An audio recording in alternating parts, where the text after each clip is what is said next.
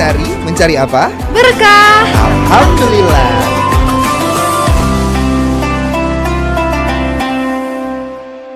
Assalamualaikum warahmatullahi wabarakatuh, Tribuners. Puasa-puasa kita mencari apa? Berkah. Alhamdulillah. Bersama saya Rio Maniahi Dan saya Rizky Fadriani. Marhaban ya Ramadan. Masya Allah nih Bang, ini udah hari ke-28 kita dalam suasana Ramadan ini gitu ya kan. Luar biasa ya, jadi benar-benar merasakan berkah sih kalau kita, karena kita setiap hari menemani Tribuners. Karena setiap hari kita nggak kerasa nih ya Bang, kita menemani hari-hari kalian loh Tribuners di rumah. Iya kan, setiap sore menjelang buka puasa, sehingga kita juga tidak ingin perpisahan, detik-detik hari perpisahan ini kita nggak memberikan rekomendasi seru khususnya untuk menu hidangan lebaran ya Bang. Karena hari ini kita juga akan menyampaikan dari banyak negara gitu ya Bang. Wah, kalau kemarin kita ada tradisi-tradisi ya, kayak kue gitu kue-kue ya kan? Lebaran. Nah, kalau ini juga ada hidangannya. Nah, karena kan biasanya Tribuners, umat muslim dari seluruh dunia akan merayakan Hari Raya Idul Fitri 1443 Hijriah. Tradisi makan bersama itu biasanya identik ya Bang. Di setiap rumah biasanya pasti akan menyelenggarakan makan bersama setiap Idul Fitri atau terkenal Lebaran dengan open house. Nah, dan ini ditujukan untuk menjalin silaturahmi antar sesama umat muslim ya Bang, ataupun saudara gitu. Nah, biasanya juga kita akan makan bersama di rumah kerabat gitu kan. Nah, uniknya makanan yang akan dihidangkan pun berbeda di setiap rumah ataupun di setiap negara nih yang kita bahas nih. Setiap rumah aja udah beda, apalagi setiap negara. Nah, kita akan jalan-jalan pertama ke Yaman. Oke, jauh ya. Jauh ya. Di Yaman ini ada bin al-Sahan. Makanan khas lebaran di Yaman adalah bin al-Sahan, itu ya, namanya bin al-Sahan. Kayak Yaman bin al-Sahan, itu kayak orang, ini kayak nama orang ya, tapi nama makanannya adalah Yaman bin al-Sahan. Di negara dengan populasi muslim sekitar 27 juta orang ini, setiap keluarga akan santap siang pada saat lebaran. Keluarga akan menikmati sepiring bin al-Sahan, yang mana adalah sebuah cemilan terbuat dari lipatan atau lapisan adonan mentega tipis. Atas lipatan tersebut ada madu dan biji nigella yang menambah rasa manis di bin al-Sahan. Oh, ini seperti snack. Kayaknya ini ya. Kudapan siang. Biar mungkin karena pagi udah makan, siangnya biar ngobrolnya ringan. Makan kudapan. Bin al-Sahan di Yaman. Nah, selanjutnya kita bergeser ke Moskow nih ya. Manti umat Islam di Moskow, Rusia akan menuju Masjid Pusat Moskow untuk beribadah sholat Idul Fitri pada hari raya Lebaran. Nah, Moskow sendiri memiliki populasi umat Islam sebanyak 16 juta orang. Setelahnya, mereka akan berkumpul dengan keluarga masing-masing untuk menikmati makanan. Nah, satu di antara yang khas yaitu tadi manti. Manti ini semacam pangsit yang isiannya daging domba atau daging sapi. Ini kenyang sih kayaknya nih ya Bang, makan daging gitu. Syahdunya menunya ini ya, namanya manti. Nah, selanjutnya kita bergeser lagi ke Sudan. Ada namanya Asida Sudan. Ya, Asida Sudan ini memiliki populasi umat Islam sebanyak 33 juta orang. Setelah menunaikan ibadah sholat Idul Fitri, umat Islam di Sudan akan memberi salam dan ucapan selamat Idul Fitri pastinya. Kemudian mereka pulang untuk menghabiskan hari mengunjungi tetangga, bergerak dari rumah ke rumah, kurang lebih sama ya. Sama ya tradisinya. Kayak tradisinya di Indonesia. Dan setiap keluarga pasti akan menghidangkan sepiring asida. Ya, hidangan utama yang dinikmati selama suasana Idul Fitri. Hidangan ini terbuat dari gandum dan secara tradisional dimakan dengan saus tomat yang disebut mulah.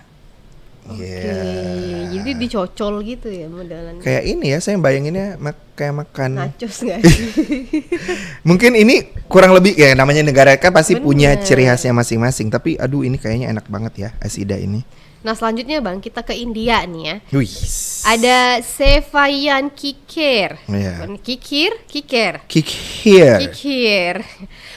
India memiliki populasi umat Islam sebanyak 180 juta orang. Hampir satu rakyat Indonesia ya. Kayaknya. Kita kan 200 juta populasinya. Itu lagu ya Bang? Itu lagu gak sih? Tapi itu kan memang kita kan 200 jutaan orang kan. Tapi kan itu gabungan. Iya, benar. Kalau ini 150 juta orang Islamnya Islam. saja. Luar biasa ya India ya. Padi ya Rizky bilang. Pada hari Pada hari Raya Idul Fitri, pria Muslim di India akan mengunjungi kuburan untuk memberikan penghormatan kepada anggota keluarga yang telah meninggal dunia. kurang lebih sama ya. Sama Ziarah. kita ziarah kubur. Ziarah Sementara itu, anak-anak akan pergi ke Mela, sebuah pameran lokal untuk membeli permen dan mainan. Orang-orang akan mengunjungi teman, kerabat, tetangga, dan orang tua setelah sholat Idul Fitri di masjid. Setelah pulang, mereka akan menikmati semangkuk lezat sevayan kikir. Hidangan penutup berupa bihun dengan topping irisan almond. Waduh, ada almondnya. Luar biasa, ini harusnya sehat ya. Iya. Luar biasa. Selanjutnya kita akan dari India, kita geser ke Mesir. Wah, ada kayaknya pernah kita bahas sedikit ya, khak. Makanan khas lebaran di Mesir adalah khak. Biasanya pada pagi hari Idul Fitri, umat Islam di Mesir akan minum segelas susu. Populasi umat Islam sendiri di Mesir ini sebanyak 80 juta orang, Ki. Wah, ya. Usai sholat Idul Fitri, tampak anak-anak banyak bermain di jalanan, sedangkan di rumah, keluarga akan menikmati kue lezat yang diisi dengan madu. Macam-macam ya, ada yang seperti main course, ada yang seperti dessert, Benar, jadi ada camilan macam-macam. juga. Nah, yang selanjutnya ada di China. Ya, di China itu ada Youxiang. Nah, populasi umat Islam di China sebanyak 20 juta orang nih ya Tribuners. Umat Islam di China akan merayakan Idul Fitri dengan kembali ke rumah dan mengunjungi orang tua. Keluarga akan menyiapkan hidangan Youxiang, camilan tepung goreng yang bisa dimakan dengan sup atau nasi. Ini kayak pangsit ya. Iya bener nih. Semoga ya. Ih, sedap nih. Ini kayaknya seger nih. Bener. Selanjutnya kita ke negara tetangga. Wah, ini serumpun dengan kita yaitu negara Malaysia. Ada namanya Luih. Nah, ini Idul Fitri di Malaysia disebut dengan Hari Raya. Nah, suka-suka nak raya. Oke, dah dekat nak raya. Dah dekat nak raya. Suka. Nah, populasi umat Islam di Malaysia sebanyak 19 juta orang. Dan pada Hari Raya Idul Fitri, pria dan wanita akan mengenakan pakaian tradisional Malaysia yang terbuat dari satin. Nah, keluarga saling berkunjung dan berbagi berbagai cemilan, termasuk makanan penutup yang disebut luih. Oh, ini dessert ya, luih ini ya. Luih berwarna cerah dan termasuk jenis kue. Luih terbuat dari mentega, gandum, telur, dan gula. Bentuk kue ini di Indonesia dikenal dengan nama kue lapis. Rizky. Lapis Lapis di Malaysia wajib namanya Louis. Louis. Aduh, nih kalau kita ke Malaysia jangan tanya, oh di rumah kamu ada kue lapis nggak? Bingung Ada, dia. Tapi Louis. Ada Louis? Aduh, Louis legit. Lapis lagi. Louis Surabaya. Oh, kita sama sih Bang Iya mikirnya. Aduh, sudah tercium ya harusnya ya aroma-aroma kue lapis Orang ini. bakar kue lapis gitu Luar ya. biasa. Nah, itulah tadi hidangan-hidangan ataupun kue-kue dan juga dessert yang disediakan dari berbagai negara dalam menyambut Hari Raya Idul Fitri. Nah, nggak terasa tinggal detik-detik terakhir ini. Semoga Tribuners di rumah juga tetap semangat untuk memberikan pertanyaan kepada Ustadz Lukman di segmen Tanya Ustadz. Tetap di PPKM Berkah. Puasa-puasa kita mencari apa? Berkah. Alhamdulillah.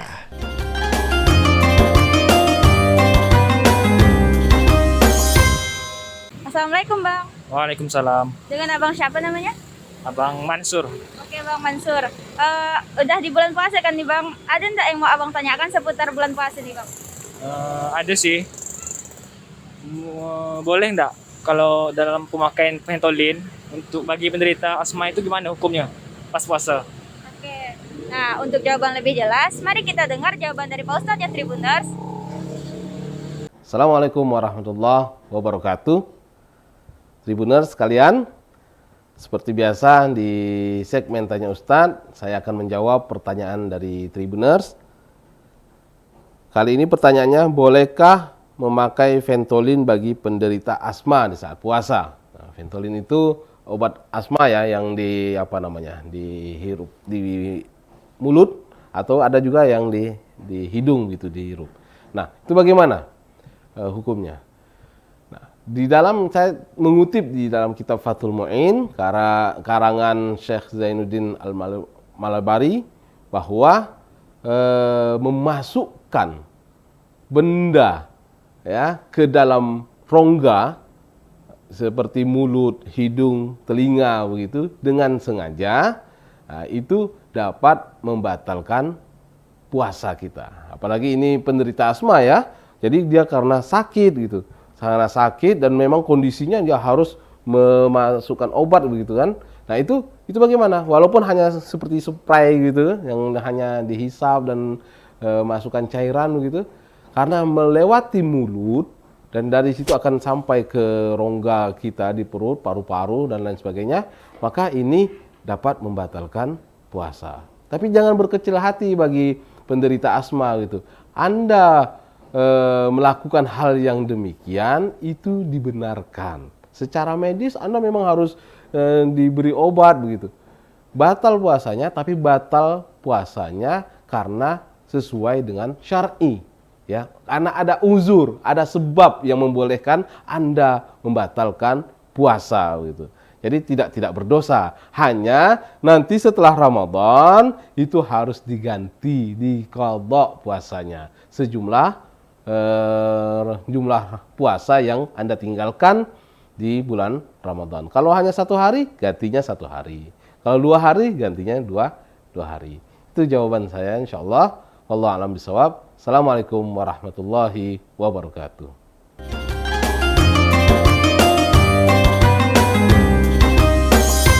Puasa-puasa kita mencari apa? Berkah. Alhamdulillah. Bersama saya Rio Maniahi. Dan saya Rizky Fadriani. Marhaban ya Ramadan. Apa bakalan rindu nanti tuh kita bilang marhaban ya Ramadan gitu ya Bang. Kan? Dan Serindu Tribuners di rumah yang nanti bingung mau menjawab mereka pertanyaan kepada kemana? Gitu ya. Cari aja Ustadz Lukman. Ya. Terima kasih ya Ustadz Lukman udah menjawab pertanyaan dari Tribuners di rumah. Iya kan, kalau kemarin kita udah diskusi sama Kiki udah persiapannya apa aja nih. Kalau kue kering udah? Kue kering alhamdulillah udah nih. Kalau Kiki sendiri apa sih kudapan atau snack yang paling disenengin gitu di Idul Fitri? Kalau Rizky sih Bang, hampir semuanya yang di rumah itu Rizky suka. Sukanya yang manis-manis apa yang asin-asin? Rizky yang manis dan asin. Oh, dua-duanya ya. Kalau yang manis apa dong? Kalau yang manis Contoh. itu biasanya kalau Rizky lebih senangnya itu kayak ada sus yang gitu, kecil-kecil. Sus yang kecil ya, yang isinya coklat biasanya, keju. Ataupun mungkin kayak kue-kue kering coklat. Oh begitu. Abang tau kacang karang? Oh tahu dong. Kalau dulu tuh saya nyebutnya kue lumpur. Oh kue lumpur. Iya, ya kan yang kacang dihalusin, Terus dilumerin sama digabung sama coklat lumer. Bener. Ya kan? Agak keras gitu. Iya, ya. itu enak banget sih. Itu enak. Itu kalau pinter masaknya memang kelihatannya kayaknya dia solid, tapi pas dimakan dia crunchy-nya. Langsung kayak lembut gitu ya kan ketika dimakan. Bener sekali. Tapi kalau yang asinnya Rizky suka kue bawang. Oh iya, aduh, Itu snack bawang ya, stick bawang ya itu. Stik bawang ya. Jadi Aduh. sambil nonton makan itu nggak kerasa. Itu biasanya sengaja dibikinnya banyak biar stoknya bisa sampai Ikan bahkan jualannya hari-hari per kilo selanjutnya. gitu kan. Jualnya per kilo. Kalau ada kestengel. Iya, benar. Kalau abang sendiri nih Bang? Kalau saya sih masih pecinta yang klasik ya, nastar. Oh, nastar. Tapi Rizky juga suka nastar sih. Nastar, aduh, yang lumer, yang pecah di lidah, Di mulut yang tuh, yang selain nanasnya tidak terlalu manis karena memang pakai manisnya dari nanasnya sendiri gitu kan, dari istilahnya gulanya dari buahnya itu sendiri. Sama kalau yang asin kayak suka, biasanya ini juga agak resiko ya. Kalau misalnya punya hipertensi sebaiknya dihindari. Apa tuh? Emping. Tapi nggak boleh banyak-banyak. Kayaknya nggak ada yang nggak makan emping deh Bang. Dikontrol ya. Bener. Sama rempeyek. Oke, itu udah pasti ada. Aduh. Nah kalau nastar sendiri sih Bang Rizky lebih seneng yang isinya itu banyak selainnya. Iya gitu. kan, gitu. Sama kalau yang klasik itu dia, kalau sekarang kan ada yang toppingnya keju. Kalau yang klasik itu dia kayak kuning telur diolesin gitu. Biasanya bahkan hiasannya tuh yang klasik itu Bang yang pernah Rizky Cengkeh. lihat, cengkeh. Iya benar juga. Kasih kayak batang cengkeh. Jadinya dia bentuknya kayak jeruk gitu. Bener, kayak buah ceri juga Iya, biasanya. luar biasa. Nih, kalau udah ngomongin tentang kue-kue ini berarti udah menjelang lebarannya terasa gitu. Sama dengan kalau kita udah bahas kudapan ini berarti kita akan menjelang buka puasa yang akan ditemani oleh tausiah oleh Ustadz dan Ustazah dari IAIN Pontianak, Kalimantan Barat. dan ini adalah Ustadz dan Ustazah yang selalu menemani suasana berbuka puasa kita di PPKM Berkah, program spesial Ramadan Tribun Pontianak yang hadir setiap hari pukul 5 sore. Tentunya bersama saya Rio Maniahi. Dan saya Rizky Fadriani. Puasa-puasa kita mencari apa? Berkah. Alhamdulillah. Wassalamualaikum warahmatullahi wabarakatuh.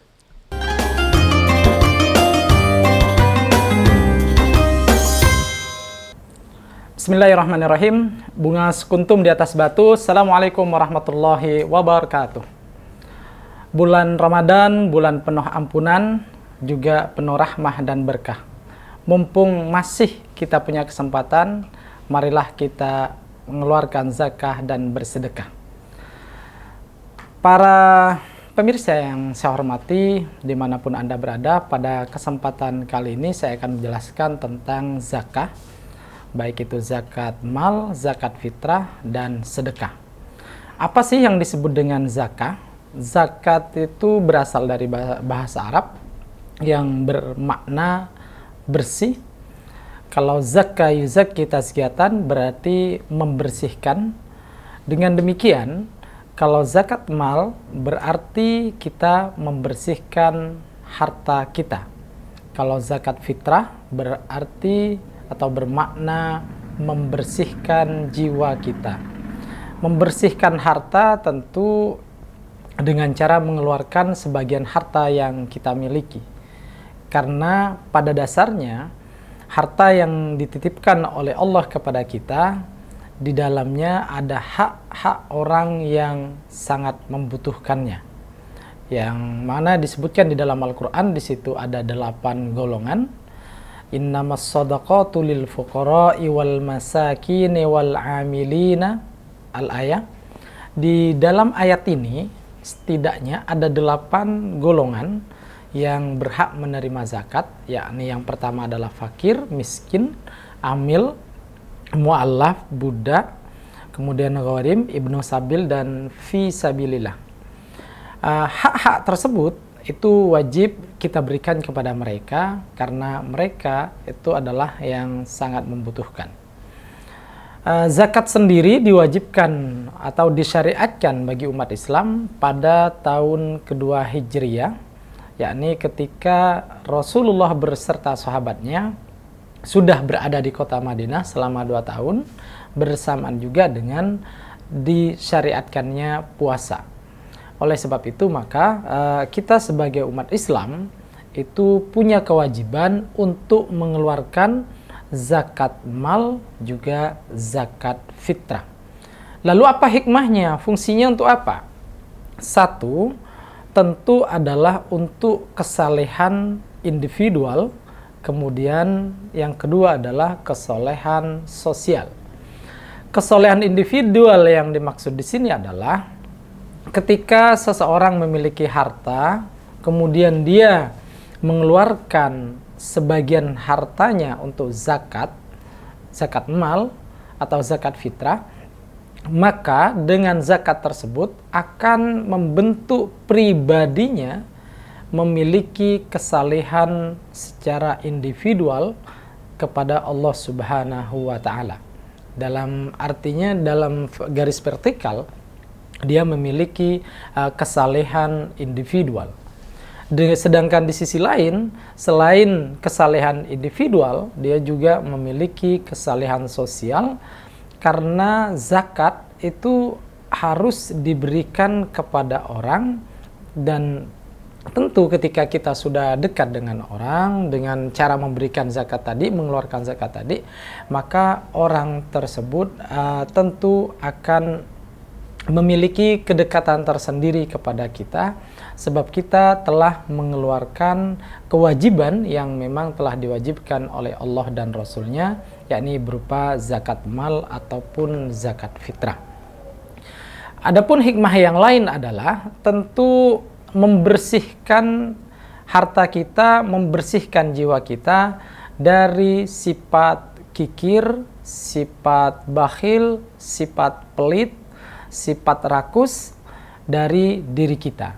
Sebab kalau kita selalu diberi harta oleh Allah, tetapi kita tidak sadar bahwasannya harta yang kita miliki, harta yang Allah titipkan kepada kita harus kita keluarkan zakatnya, maka di situ akan muncul sifat-sifat rakus tadi, sifat takabur juga, merasa dirinya telah bekerja dengan maksimal sehingga menghasilkan harta yang banyak, kemudian tanpa sadar dia merasa bahwasannya itu adalah hasil kerja dirinya sendiri tanpa mengaitkan orang lain, bahkan tidak tanpa mengaitkan Allah Subhanahu wa taala. Padahal harta yang dimilikinya itu adalah dari Allah Subhanahu wa taala. Sehingga ketika orang itu telah mengeluarkan zakatnya tadi, maka otomatis zakat hartanya itu akan menjadi bersih, dan dirinya ketika dia mengeluarkan zakat fitrah, dirinya juga akan menjadi bersih. Itu yang pertama. Yang kedua juga adalah bisa membantu kepada saudara-saudara kita yang sangat membutuhkan. Karena memang zakat itu, baik itu zakat mal, zakat harta, itu diberikan kepada orang yang sangat membutuhkan. Lebih-lebih di musim pandemi seperti ini. Maka kita sebagai makhluk sosial yang tidak bisa hidup secara individual, maka sewajarnya dan sepantasnya kita memberikan sebagian harta kita kepada mereka yang sangat membutuhkan. Ini yang kemudian nanti disebut dengan sedekah. Tapi kalau zakat itu adalah wajib kita mengeluarkan kepada mereka yang sangat membutuhkan, terutama saya tekankan lagi di masa-masa seperti ini, masa pandemi, di mana pekerjaan, lowongan pekerjaan, bahkan banyak saudara-saudara kita, bahkan tetangga-tetangga kita itu tidak memiliki pekerjaan, di mana hak yang ada di dalam harta kita yang kita miliki, yang wajib kita keluarkan, itu sangat dinanti oleh mereka. Lebih-lebih di bulan Ramadan, biarlah mereka fokus juga seperti kita beribadah, sehingga kita wajib mengeluarkan sebagian harta kita. Kapan mulai wajib kita mengeluarkan zakat mal atau zakat fitrah? Zakat fitrah tentu hanya wajib di bulan Ramadan, boleh juga di awal Ramadan dikeluarkan, tetapi yang lebih sunnah itu adalah di akhir bulan Ramadan, yaitu pada pelaksanaan takbiran itu. Itu lebih disunnahkan lagi untuk mengeluarkan pada malam terakhir dari bulan Ramadan. Sedangkan zakat mal itu adalah setelah sampai satu nisab dan juga sudah nisabnya sudah sampai, kemudian sudah 1 tahun, maka itu wajib dikeluarkan zakatnya. Kemudian fenomena di Indonesia, pengeluaran zakat mal itu biasanya di bulan Ramadan. Kenapa di bulan Ramadan? Sebenarnya tujuannya adalah untuk mengingat bahwasannya dulu pertama kali mengeluarkan misalnya di bulan Ramadan, maka tahun selanjutnya itu juga pengeluarannya supaya diingat tahunnya, maka di bulan Ramadan juga. Sehingga tradisi yang seperti ini juga tidak salah. Tapi kalau misalnya hartanya sudah mencapai nisab, misalnya belum 1 tahun, karena melihat di sekitar kita banyak orang membutuhkan, maka dikeluarkan zakatnya lebih dulu, itu tidak masalah, maka justru lebih bagus, apalagi di bulan Ramadan. Karena saudara-saudara kita banyak yang membutuhkan kepada uluran tangan kita, terutama harta-harta yang memang wajib mereka terima, yakni berupa zakat mal ataupun zakat fitrah. Kemudian yang selanjutnya adalah sedekah. Apa yang dimaksud dengan sedekah? Walaupun di dalam ayat Al-Quran tadi dikatakan innamas shadaqatu, di teks ayat ini menggunakan sedekah, tetapi maknanya itu bukan sedekah, tetapi maknanya adalah zakat. Sebab sedekah itu hukumnya wajib, sedangkan sedekah itu hukumnya sunnah, sedangkan zakat itu hukumnya wajib. Maka sedekah itu adalah memberikan sebagian harta kita kepada orang lain yang membutuhkan, hanya mengharap ridho dari Allah Subhanahu wa ta'ala. Artinya tanpa mengharap ridho atau belas kasih dari orang yang kita beri, seperti itu. Kalau misalnya kita ngasih duit kemudian untuk dicoblos, itu bukan sedekah namanya, itu cari suara atau beli suara. Nah, itu tidak boleh. Tapi kita kembali kepada pembahasan kita, bahwasannya di bulan Ramadan itu bulan yang penuh berkah, penuh rahmah ini, berlipat semua pahala ini, maka sangat dianjurkan bagi kita untuk sebanyak-banyaknya mengeluarkan sedekah dari harta yang kita miliki, walaupun itu hukumnya sunnah, tetapi berlipat-lipat pahalanya di bulan Ramadan ini. Oleh sebab itu, para pemirsa dimanapun Anda berada, ini adalah waktu yang tepat, waktu yang sangat cocok sekali untuk banyak-banyak kita bersedekah. Jadi bersedekah tentu kepada orang-orang tetangga kita, orang-orang terdekat kita, apalagi keluarga kita. Lalu bagaimana bersedekah kepada orang tua? Kalau sama orang tua bukan sedekah, tapi itu adalah kewajiban menafkahi mereka. Sebab sebagian daripada harta kita itu adalah hak daripada kedua orang tua kita. Jadi jangan sampai kita salah paham, oh saya mau bersedekah kepada orang tua. Nah, ini bahaya, ini salah fatal itu. Sebab bersedekah itu sebab kepada orang tua itu bukan bersedekah, tapi memberi nafkah kepada mereka.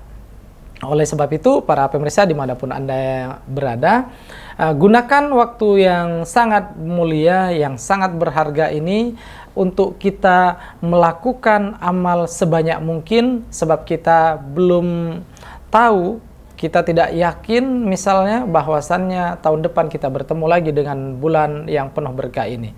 Oleh sebab itu, waktu kita berada di bulan yang penuh berkah ini, kita manfaatkan sebaik-baiknya. Mungkin ini saja dari saya. Kalau ada kata yang salah ucap, saya mohon maaf yang sebesar-besarnya. Akhirnya saya tutup. Wallahul muwaffiq ila aqwamit thoriq. Assalamualaikum warahmatullahi wabarakatuh.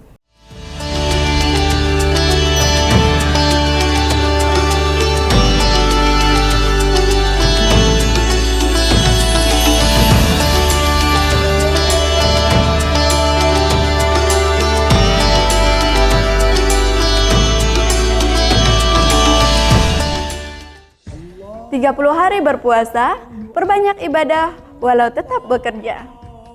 11 bulan kita bersama, secara lisan membuat duka. 1 bulan penuh kita tebar kebaikan kepada sesama. 12 bulan berinteraksi, Penuh salah dan hilaf. Mari sama-sama sucikan hati dan jiwa. Kita padukan keikhlasan untuk saling memaafkan. Memadukan langkah bersama di hari yang fitri. Tribun Pontianak mengucapkan Selamat Hari Raya Idul Fitri 1443 Hijriah. minal aidin wal faizin. mohon maaf lahir dan batin. La